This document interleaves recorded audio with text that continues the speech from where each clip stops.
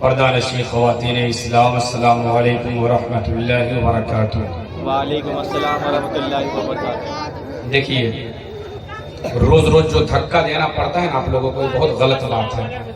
ابھی ایک چھوٹی بچی کیا پیغام دے کر کے گئی ہے، دے کر کے گئی نا، آپ لوگوں نے سنا ہے، لیکن کہتے ہیں نا دل میں جو جنگ لگا ہوا ہے وہ چھوٹنے کا نام نہیں لے رہا ہے۔ آج تو زبردست دھلائی کروں گا میں آپ لوگوں کی، وہ بھی بنا صرف صابن کے، فکر مت کیجیے۔ پھر سے سلام کرتا ہوں، پھر سے جواب دیجیے گا۔ السلام علیکم ورحمۃ اللہ وبرکاتہ۔ وعلیکم السلام ورحمۃ اللہ وبرکاتہ۔ الحمدللہ الحمدللہ وکفا وسلام علی عبادہ الذین اصطفیٰ، اما بعد فاعوذ باللہ من الشیطان الرجیم، بسم اللہ الرحمن الرحیم۔ وَأَمَّا بِنِعْمَةِ رَبِّكَ فَحَدِّثْ۔ آمنت باللہ، صدق اللہ مولانا العظیم، وصدق رسولہ النبی الامین المتین المعین المبین الکریم، ونحن على ذلك لمن الشاہدین والشاکرین، والحمد للہ رب العالمین، آمین یا رب العالمین۔ اعلی حضرت عظیم البرکت مجدد دین و ملت الشاہ امام احمد رضا خان فاضل بریلوی بریلی کی سرزمین سے پکار اٹھتے ہیں، یا رسول اللہ، سرور کہوں کہ مالک و مولا کہوں تجھے نہ۔ اگر آپ لوگوں کو دقت ہے تو مظفرپور سے کچھ لوگوں کو بھاڑا پر لے کر کے آتے ہیں سبحان اللہ کہنے کے لیے، کیا نہ فون کر کے بلا لیتے ہیں بھاڑے پر، سبحان اللہ لوگ آ کر کے کہیں گے، آپ لوگ یہاں پر روٹی بھی لیے گا۔ سرور کہوں کہ مالک و مولا کہوں تجھے، سنتے رہیے، ابھی سے عشاء کے اذان بس یہی اسی شعر کو پڑھتا رہوں گا۔ سرور کہوں کہ مالک و مولا کہوں تجھے، سرور کہوں کہ مالک و مولا کہوں تجھے، باغ خلیل کا گل زیبا کہوں تجھے، اور یا رسول اللہ تیری تو وصف عیب تناہی سے ہے بڑی، تیرے تو وصف عیب تناہی سے ہے بڑی، حیران ہوں میرے شاہ میں کیا کیا کہوں تجھے۔ لیکن رضا نے ختم سخن اس پہ کر دیا، خالق کا بندہ خلق کا آقا کہوں تجھے۔ محترم حضرات، ایک بات کہنا چاہوں گا اپنے موضوع پر روشنی ڈالنے سے قبل، یہ کہ ابھی جو دو بچی کچھ باتیں کہیں اور نعت پاک پڑھی، اسے سن کر یہ لگا کہ ان کے ماں باپ کو یہ جذبہ ہے، یہ شوق ہے کہ ہمارے بچے کچھ دینی تعلیم حاصل کر لیں۔ ان کے ماں باپ کے اندر یہ جذبہ، یہ شوق رہا ہوگا، تب جا کر کے انہوں نے اپنی بچیوں کو یا تو مسجدوں میں یا مدرسوں میں اس تعلیم کو سیکھنے کے لیے بھیجی۔ اللہ کا بڑا فضل ہے، اللہ تبارک و تعالیٰ انہیں اور ترقی دے اور علم دین حاصل کرنے کی توفیق و رفیق عطا فرمائے۔ لیکن یہاں کے لوگوں کو ایک بات کہوں گا کہ یا تو یہاں کے پیرنٹس، جو پیرنٹس اس کو انگلش میں پیرنٹس کہتے ہیں اور ہندی میں کیا کہتے ہیں پتہ ہے آپ لوگوں کو؟ میں نہیں بتاؤں گا، اردو میں والدین کہتے ہیں، ٹھیک ہے؟ ان لوگوں کا مزاج کیا ہے، ہمارے بچے اسکول جائیں گے، کالج جائیں گے، ٹیوشن جائیں گے، کوچنگ جائیں گے، جب وہاں سے پڑھائی کر کے آئیں گے تو کچھ پیسے ہمیں کما کر کے دیں گے، اس لیے یہ دینی تعلیم حاصل کریں گے تو پیسہ کہاں سے لے کر کے آئیں گے؟ امام صاحب بیچارے 24 گھنٹہ رگڑ کے محنت کرتے ہیں تو ان کو 8,000 دیتا ہے نا، تو پھر ہمارے بچے کیا اتنے سے کیا کریں گے؟ میں بس اتنا کہنا چاہوں گا، جس بچے کو آپ اگر دینی تعلیم دیں گے، دنیا میں وہ آپ کو کام آئے نہ آئے، آخرت میں ضرور کام آئیں گے۔ اس لیے جس بچے کو آپ دنیاوی تعلیم دیں گے، کل میدان محشر وہ بچہ آپ سے دور بھاگیں گے۔ آپ نے سنا ہوگا اکثر کہ کل میدان محشر میں ایک شخص کے پاس 99 نیکی ہوگی اور ایک شخص کے پاس 1 نیکی ہوگی، وہ دونوں اپنے ہوں گے۔ اگر باپ کے پاس 99 نیکی ہے، بیٹے کے پاس ایک نیکی ہے تو باپ کہے گا اپنے بیٹے سے اے میرے بیٹے میں نے تمہاری دنیا میں ہر ضرورت پوری کی تھی، جب بھی تم جو خواہش کی میں نے پورا کیا، ہر چیز تمہیں لا کر دیا، کپڑے دیے، پیسے دیے، دکان دیے، مکان دیے، ہر چیز دیے، بس مجھے آج کے دن ایک نیکی دے دے۔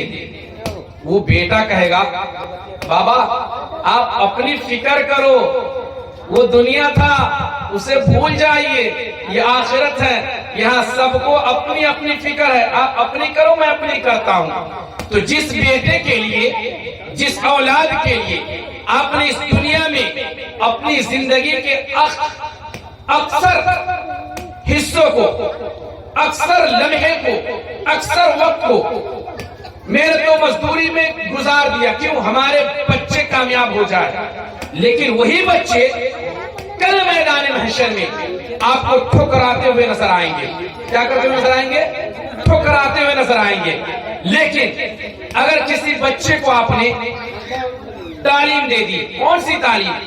دینی تعلیم دے دی، قرآن مقدسہ پڑھنا سکھا دیا، اردو کی کچھ تعلیم دے دی جس میں حرام اور حلال کی تمیز سکھائی جاتی ہے، جس میں پاکی اور ناپاکی کی تمیز سکھائی جاتی ہے، جس میں حق اور ناحق کی باتیں بتائی جاتی ہے، وہ چیزیں اگر آپ اپنے بچے کو اس دنیا میں تعلیم دے دیتے ہیں تو وہ بچے آپ کو کل میدان محشر میں ڈھونڈیں گے۔ کیا کریں گے؟ ڈھونڈیں گے، میرے بابا آپ کہاں ہو، میری ماں آپ کہاں ہو؟ آپ نے دنیا میں مجھے وہ تعلیم دی ہے جس کی بدولت رب تبارک و تعالیٰ مجھے جنت میں بھیج رہا ہے، لیکن اے میرے والدین میں جنت نہیں جانا چاہتی۔ والدین پوچھیں گے میرے بچے تم جنت میں کیوں نہیں جانا چاہتے ہو؟ تو وہ بچے کہیں گے اے میری ماں بات دراصل یہ ہے کہ میں جنت میں اس وقت تک نہیں جاؤں گی، اس لیے کہ جس بنا پر رب تبارک و تعالیٰ مجھے جنت عطا کر رہا ہے تو میں اپنے رب سے یہ سوال کرتی ہوں اے میرے رب کعبہ میں اس وقت تک جنت میں نہیں جاؤں گی جس پیرنٹس نے، میرے جس والدین نے مجھے دنیا میں دین کی تعلیم سکھائی تھی، وہ والدین میں جب تک جنت میں نہیں جائے میں اس وقت تک جنت میں نہیں جاؤں گا۔ لیکن نہیں،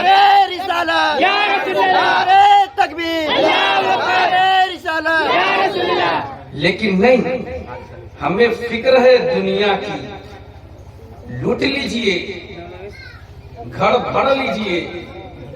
ہمارے دیش کے پردھان منتری کہتے ہیں ہم تو فقیر آدمی ہیں صاحب، جھولا اٹھانے چلے جائیں گے۔ آپ کہاں جائیں گے؟ آپ کے پاس جھولا وولا ہے؟ جب جھولا وولا ہے نہیں تو کہاں جائیں گے؟ اس لیے جس مذہب میں آپ اپنی زندگی گزار رہے ہیں اس کے کچھ احکام ہیں، اس کے احکام کو پورا کیجئے۔ نہ باپ راستے پر ہے نہ بیٹے راستے پر ہے، جب باپ ہی راستہ پہ نہ رہے گا تو بیٹا کیا خاک راستے پر رہے گا؟ میں ایک جملہ کہہ دیتا ہوں، برا لگے تو معاف کیجئے گا، اگر ایک خاک بوند پانی ہو یہاں کے لوگوں کو، ایک خاک بوند اگر پانی ہو تو ڈبکی لگا لیجیے، کوئی دقت نہیں ہے، اس لیے کہ دونوں بچے نے جو پیغام دیا ہے نا وہ قابل تعریف ہے۔ میری یہی خواہش ہے، میری یہی آرزو ہے، میری یہی چاہت ہے اور میری یہی تمنا ہے کہ یہاں کی بچی ہو یا بچہ ہو اس سے بھی تیز اور اس سے بہترین پڑھنے والی بنے، یہ میری دلی خواہش ہے۔ لیکن نہیں، ہم کیوں پڑھائیں گے؟ کیوں پڑھائیں گے؟ آپ اپنے بچوں کو جب اسکول بھیجتے ہو تو اس کا ایک ڈسپلین ہوتا ہے، یونیفارم ہوتا ہے، یونیفارم میں سجا کر کے بھیجتے ہو، اگر نہ بھیجو یونیفارم میں سجا کر کے تو اسکول والے دھکے دے کر کے نکال دیں گے اور دھکے کے ساتھ ساتھ فائن بھی ماریں گے، تو آپ دوڑ کر کے جاؤ گے فائن بھرنے کے لیے، دوڑ کر کے جاؤ گے فائن بھرنے کے لیے، یہ حالات ہیں آپ کے۔ لیکن جہاں فری میں آپ کو مل رہا ہے پڑھائی، فری میں جہاں تعلیم مل رہی ہے وہاں کیا ضرورت ہے؟ لوگ ایسے بھی کہتے ہیں نا فوکٹ کی جو چیزیں ملتی ہیں اس کی کوئی ویلیو تھوڑی ہوتی ہے، وہی بات ہے، فوکٹ کی چیزیں مل رہی ہیں، فوکٹ کی تعلیم مل رہی ہے، اس کی کوئی ویلیو نہیں ہے۔ دنیا کی ہر تعلیم، دنیا کی ہر ڈگری لوگ رشوت کی بنیاد پر حاصل کرتا ہے۔ ایک ڈاکٹر جب ایگزام دیتا ہے، ایک انجینئر جب کسی چیز کا ٹیسٹ دیتا ہے، ایک پولیس آفیسر جب کسی چیز کا ٹیسٹ دیتا ہے، ایک وکیل جب کسی امتحان میں بیٹھتا ہے، اگر اس میں ناکامیاب ہوتا ہے یا ایک اسکول کا ٹیچر جب وہ امتحان میں ناکامیاب ہوتا ہے تو اب وہ کوشش کیا کرتا ہے کہ پیسے رشوت دے کر کے ہم وہ نوکری حاصل کریں، نوکری رشوت دے کر کے حاصل کرے۔ لیکن جس مقام پر ایک عالم دین ہوتا ہے، جس مقام پر ایک حافظ قرآن ہوتا ہے، جس مقام پر ایک مفتیان اعظام ہوتے ہیں، وہ رشوت دے کر کے خریدی نہیں جاتی، وہ نوکری، وہ مقام، وہ عہدہ رشوت سے خریدی نہیں جاتی، وہ اپنی محنت کے بل پر حاصل کیا جاتا ہے، محنت کے بلبوتے پر اس چیز کو وہ حاصل کرتا ہے، تب جا کر کے اس مقام پر پہنچتا ہے۔ تو آج کی تاریخ میں ہم مسلمانوں کا حال کیا ہے کہ جو لوگ رشوت دے کر کے ایک عہدے کو سنبھالا ہے، رشوت دے کر کے ایک نوکری حاصل کی ہے، ان لوگوں کو ہم بڑے عزت و احترام کے ساتھ، بڑے آدر کے ساتھ، بڑے رسپیکٹ کے ساتھ ان کے سامنے ہم کھڑے ہوتے ہیں، پیٹ پیچھے ان کی برائی نہیں کرتے ہیں۔ بھائی کمال کا انسان ہے یہ، انہوں نے تو رنگ لائی ہے، کیا کمال کا محنت کیا ہے، ڈگری حاصل کر لی، سرکاری نوکری مل گئی ہے اسے، سرکاری نوکری مل گئی ہے۔ کبھی اس کے اندر جھانک کر کے بھی دیکھ لیا کرو کہ کس بنا پر ملی ہے اسے، رشوت دے کر کے لیا ہے نوکری، کیسے لیا ہے۔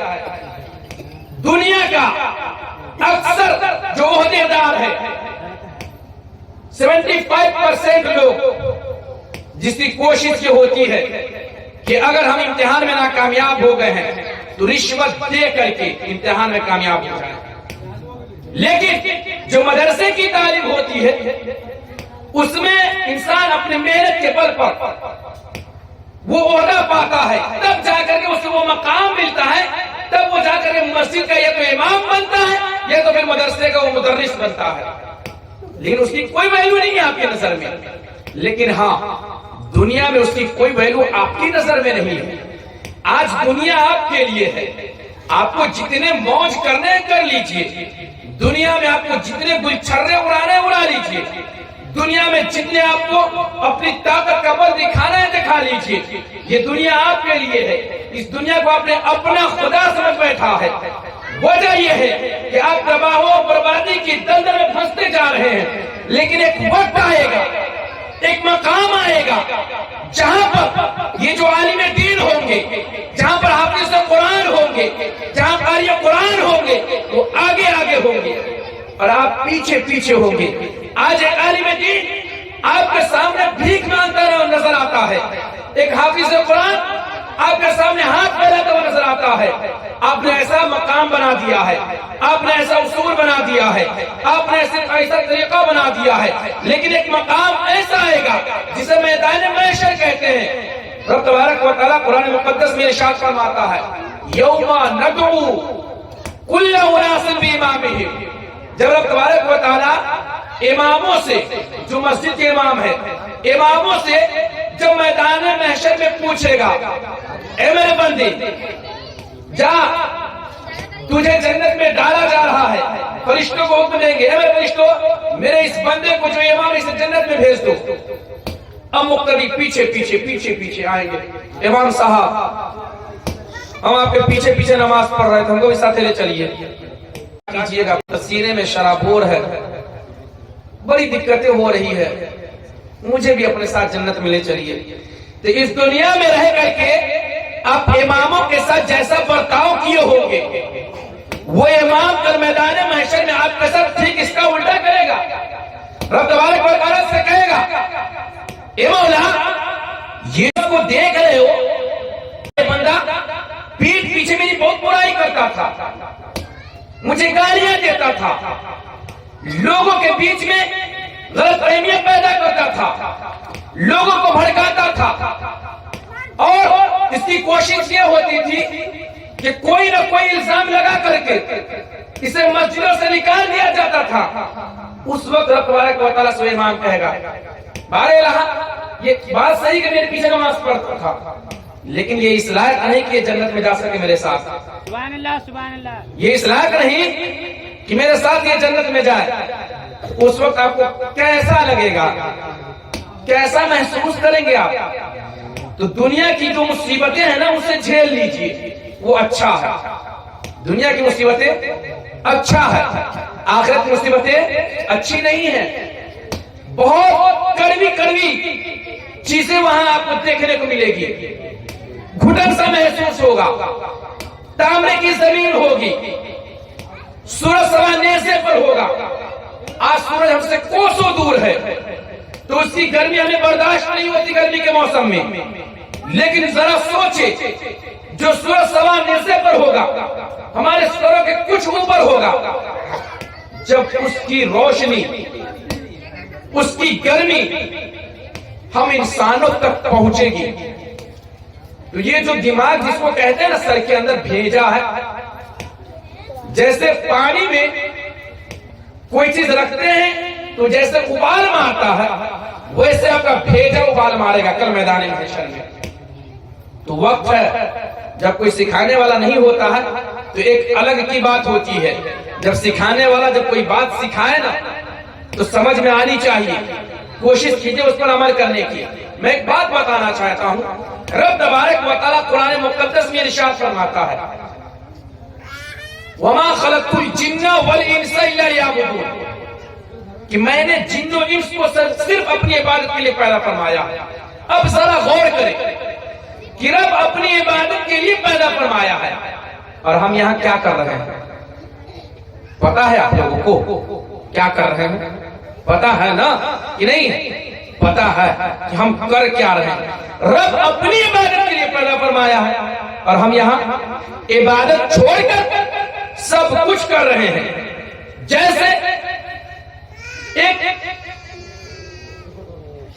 انسان کو اپنے چاہنے والی کی جو فکر ہوتی ہے، ایک ماں کو اپنے بچے کی فکر ہوتی ہے، رب تبارک و تعالیٰ اپنے بندوں کی اس سے کہیں بڑھ کر اپنے بندوں کی فکر کرتا ہے. میرے بندے کو کسی طرح کی تکلیف نہ ہو، میرے بندے کے اوپر کسی طرح کی مصیبتیں نہ آئے، یہ رب چاہتا ہے. لیکن ہم بندے چاہتے ہیں ہمیں آئے مصیبت، ہمارے گھروں میں پریشانیاں آئے، یہ ہم چاہتے ہیں. جب تک علم دین کے قریب نہ ہو جاؤ گے، جب تک شریعت کے طریقے کو نہ اپناؤ گے، قرآن مقدس کے جو احکام ہیں اس پر عمل نہ کرو گے، زندگی گزارنے کا شعور نہ ملے گا. ایسے زندگی تو جانور بھی گزارتے ہیں، زندگی تو چرند و پرند بھی جیتے ہیں، لیکن چرند و پرند کے جینے میں اور انسانوں کے جینے میں فرق ہے. جانور کے جینے میں اور انسانوں کے جینے میں فرق ہے. جانوروں پر عبادت فرض نہیں ہے، چرند و پرند پر عبادتیں فرض نہیں ہیں، پیڑ پودوں پر نمازیں فرض نہیں ہیں. نہیں، اس لیے نہیں پڑھتے ہیں. بندے پر فرض ہے تو بندے کو پڑھنا چاہیے. اور ہاں، اس دنیا میں کئی دھرم کے لوگ ہیں، کئی مذاہب کے لوگ ہیں. تو سوچئے ذرا سا کہ رب نے کیا سب کے اوپر نماز فرض کیا ہے؟ کیا ہے جی؟ سب کے اوپر نماز فرض ہے، سب انسان پر. اگر سب پر فرض ہے تو کہیے کس پر فرض ہے؟ زور سے بولیے.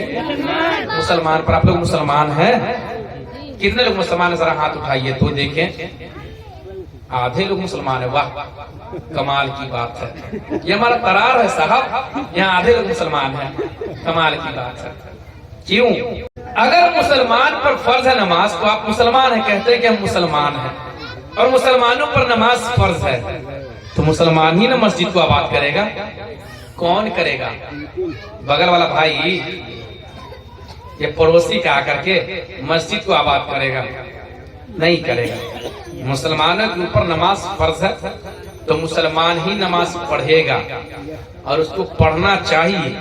اس لیے کہ دنیا میں بھی یہ نماز ہمیں فائدہ دیتی ہے، قبر میں بھی ہمیں فائدہ دیتی ہے، مطلب عذاب قبر سے بچاتی ہے. اور کل میدان محشر میں جب رب کے حضور جو سوال و جواب ہوگا، وہ سب سے پہلا سوال کس چیز کا ہوگا؟ آپ لوگوں کو پتا ہے؟ زور سے بولیے تو، اور زور سے. ہاں، سب کو پتا ہے کہ نماز کے بارے میں سب سے پہلے پوچھا جائے گا. جب سب سے پہلے نماز کے بارے میں پوچھا جائے گا آپ لوگوں کی نماز کتنی اچھی ہے، یہ ہماری نمازیں کتنی اچھی ہیں پتا ہے آپ لوگوں کو؟ پتا ہے جی ہماری نمازیں کتنی اچھی ہو رہی ہے؟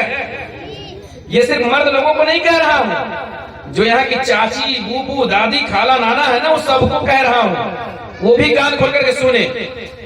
آپ بڑے پن پھن کے، جو چاچی خالہ بوا وہ سنیں، آپ بڑے پن پھن کے جاتے ہیں مسجد میں کب؟ فاتحہ کرانے کے لیے۔ یاد رکھیے آپ کی نماز اگر نہ ہو رہی ہے، آپ اگر نماز نہ پڑھ رہی ہے تو آپ کا فاتحہ کرانا فضول ہے، بارگاہ ربی میں قابل قبول نہیں ہے۔ سمجھ رہے ہیں نا؟ آپ خوب فاتحہ پہ فاتحہ کرا لیجئے، لٹا لیجئے جتنی دولتیں لٹانی ہیں فاتحہ کے صورت میں، لیکن نماز اگر آپ نہیں پڑھتی ہیں تو فاتحہ بھی آپ کا بارگاہ ربی میں قبول نہیں ہے۔ آپ کو لگتا ہوگا کہ کیا کہہ رہا ہے، اب پوری دنیا کے مولانا کو اکٹھا کر کے پتا کر سکتے ہیں۔ ابھی کی بات بتا رہا ہوں، 25 دسمبر ہے نا، یہ 25 دسمبر کو الجامعۃ الاشرفیہ، الجامعۃ الاشرفیہ جو کہ مسلموں کا سب سے بڑا یونیورسٹی جس کو کہتے ہیں، اعظم گڑھ یو پی میں ہے، اس میں سے جو فارغ ہوتا ہے تو اس کو پوری دنیا میں کہیں بھی جگہ مل جاتی ہے پڑھانے کے لیے۔ تو اس میں یہ پیغام دیا گیا ہے، چونکہ وہاں حافظ ملت کا مزار بھی ہے اللہ کے ولی کا، تو وہاں لوگ فاتحہ کر رہے تھے اور وقت ہوا نماز کا، تو یہ اعلان کیا گیا وہاں سے کہ اگر تم نماز نہیں پڑھتے اور فاتحہ کرتے ہو تو تمہارا فاتحہ قابل قبول نہیں ہے۔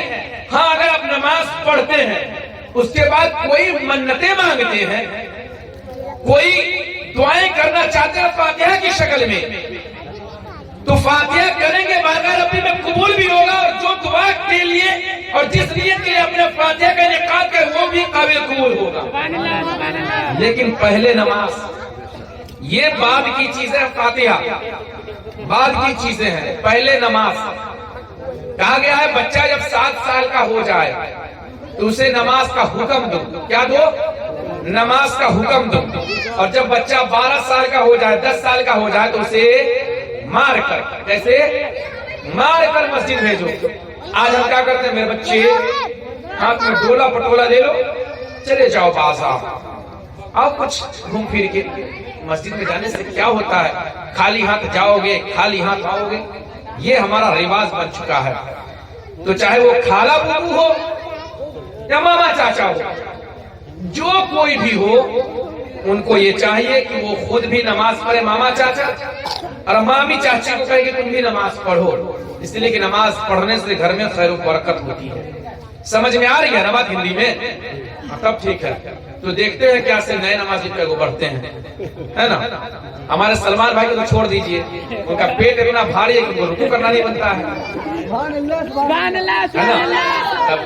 جس طرح آپ لوگوں کے چہرے پہ جو مسکرانا گیا، میں سلمان بھائی کا نام لیا ہوں، اس میں آپ بھی شمار ہوتے ہیں، آپ کوئی کم نہیں ہے، آپ بھی اسی کا گھیرے میں ہیں۔ آپ کوئی تیر نہیں مارتے ہیں، آپ بھی تیر ماریے۔ کیسے؟ مسجد میں جا کر کے نماز پڑھ کے۔ سمجھ میں آ رہی ہے نا بات؟ نماز پڑھیے، اور دوسری چیز یہ کہ بعد وہ نماز عشاء روزانہ پیغام دیا جاتا ہے، دینی باتیں سکھائی جاتی ہے، تو آپ سیکھ سکتے ہیں۔ اور ایک اور پیغام دینا چاہتا ہوں، جہاں تک اگر میری آواز جا رہی ہو، کہ اگر آپ مرد حضرات سیکھتے ہیں، سیکھیے، اچھی بات ہے۔ عورت بھی اگر کچھ سیکھنا چاہے تو وہ بھی سیکھ سکتی ہے۔ میرا ایک یوٹیوب چینل ہے، اس پہ آپ کے ترار کی کوئی لڑکی ہے، میں کھول کر کے بتا دیتا ہوں، آپ کے ترار کی کوئی لڑکی ہے جس کا میرے یوٹیوب پر کومنٹ آتا ہے کہ ہمیں دین سیکھنا ہے، ہمیں قرآن کی تعلیم سیکھنی ہے، ہمیں حدیث کی باتیں سیکھنی، مطلب شریعت کی باتوں کی ہمیں جانکاری لینی ہے، لیکن لے کیسے؟ لے کیسے؟ تو اس کو کومنٹ کر کے میں کیا بتاؤں؟ میرا پہلا راستہ کچھ اور تھا، لیکن جب اس کا کومنٹ آیا تو میں نے اپنے راستے کو چن لیا الگ، اپنا دوسرا راستہ اختیار کر لیا۔ اس کے کہنے پر میں نے اپنا دوسرا راستہ اختیار کیا تاکہ میرے اس بنائے ہوئے ویڈیو سے، جس میں میں دینی باتیں بتاتا ہوں، وہ کچھ سیکھ سکے۔ تو اس میں آپ کو ہر طرح کی نماز کے بارے میں، روزہ کے بارے میں، حج کے بارے میں، زکوٰۃ کے بارے میں، خیر و برکت کے بارے میں، ایصال ثواب کے بارے میں، ہر چیز کے بارے میں آپ کو بتائی جاتی ہے۔ تو اگر ماں بہنیں چاہے تو سامنے سے سیکھے۔ جیسے اب مثال تو آپ کہیں گے کہ ہم کو شرم آتی ہے سیکھنے جانے میں، بازار جانے میں شرم نہیں آتی ہے؟ آنی چاہیے نا بازار جانے میں شرم۔ کسی کی شادی میں جاتے ہیں تو بن سور کے جاتے ہیں، اس وقت شرم آتی ہے؟ نہیں آتی ہے۔ کیوں آئے گی بھائی شرم؟ اور کہیں ہم جب جاتے ہیں مال وال میں شاپنگ کرنے کے لیے، ہم بن ٹھن کے جاتے ہیں، اس وقت بھی ہمیں شرم نہیں آتی ہے۔ لیکن جب بات آتی ہے دین اسلام سیکھنے کی، تو چاہے وہ ہمارے مسلمان بھائی ہو، چاہے وہ ہماری مسلمان بہنیں ہوں، انہیں شرم آتی ہے۔ وہ بھی چھوٹی شین سے نہیں، بڑی شین سے، ہے نا؟ تو بڑی شین والی جو شرم آتی ہے نا، تو جیسے ادر جگہوں پہ اپنی شرم آتے ہیں، کھلے مزاج سے رہتے ہیں، اسی طرح دین اسلام سیکھیے۔ سیکھنے میں کوئی گناہ نہیں ہے، اور کہا گیا ہے کہ العلم فریضۃ علی کل مسلمۃ و مسلمہ، جس طرح مسلمان مردوں عورتوں پر نماز فرض ہے، اسی طرح علم دین کا سیکھنا بھی فرض ہے۔ پڑھیے درود پاک، اللہم صلی علی سیدنا و شفیعنا حبیبنا مولانا محمد طب القلوب و دوائیہا و عافیہ الابدان و شفائیہا و نور الابصار و ضیائیہا و آلہ و صحبہ و دائما ابدا۔ جب مائک اچھا ہوتا ہے تو مزاج بنتا ہے، اور جب مزاج بنتا ہے تو وقت کیسے گزرتا ہے پتہ نہیں چلتا ہے۔ مائک کی بنا پر ہی مزاج بنتا ہے، حقیقت یہی ہے۔ تو کچھ باتیں ہو جاتی ہے۔ بہرحال میں اپنے موضوع پر گیا بھی نہیں ہوں اور میرا وقت ختم ہو گیا ہے، کوئی بات نہیں، کل بھی میلاد ہے، کل بھی آپ لوگ سن لیجئے گا۔ اللہ رب العزت قرآن مقدس میں ارشاد فرماتا ہے وَأَمَّا بِنِعْمَةِ رَبِّكَ فَحَدِّثْ، تم اپنے رب کی نعمتوں کا خوب چرچا کیا کرو۔ اب چرچا کیسے کریں گے؟ رب تبارک و تعالیٰ نے آپ کو مال و دولت عطا کیا ہے، تو کبھی غریب کو دان کر کے چرچا کیجئے، کبھی بھوکے کو کھانا کھلا کر کے چرچا کیجئے، کبھی ننگے کو کپڑا پہنا کر کے رب کی نعمتوں کا چرچا کیجئے۔ رب کی نعمتوں کا چرچا کرنے کا ہزار راستہ ہمارے پاس موجود ہے، ہم ڈھونڈیں تو صحیح۔ ڈھونڈنے سے کیا نہیں ملتا؟ ڈھونڈنے سے تو خدا مل جاتا ہے۔ پھر یہ چیزیں کیوں نہیں ملیں گی؟ یہ دنیا بنائی ہوئی رب کی ہے، تو رب ہر راستہ ہمارے لیے آسان کر دیا ہے۔ قرآن مقدسہ کی ایک آیت لا یمسہ الا المطہرون، کہ میں نے پڑھنے والوں کے لیے قرآن کو آسان کر دیا ہے۔ تو قرآن اگر آپ پڑھیں گے سیکھیں گے تو وہ آسان ہے، کوئی دشواری نہیں ہوگی، کوئی دقت نہیں ہوگی۔ بہرحال انہی چند جملوں کے ساتھ میں اپنی گفتگو ختم کرتا ہوں۔ پڑھیے استغفر اللہ ربی من کل ذنب واتوب الیہ، اشہد ان لا الہ الا اللہ واشہد ان محمد عبدہ ورسولہ، واخر دعوانا ان الحمد للہ رب العالمین۔ السلام علیکم ورحمۃ اللہ۔